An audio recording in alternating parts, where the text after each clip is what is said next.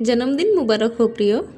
तुम मेरे लाइफ में आया था एक ख्वाबों की तरफ। मैंने कभी सोचा ही नहीं था तुम्हारा जन्मदिन में विश करूंगी, बट आज मैं चाहता हूँ जीवन की लास्ट दिन तक तुम्हारा बर्थडे विश करूँ।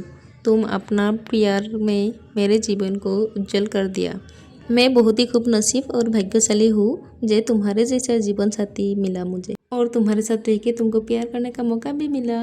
मैं दुआ करती हूँ तुम्हारे जन्मदिन और नया साल के साथ तुम्हारा हर एक खुशी और इच्छा पूरा हो जाए।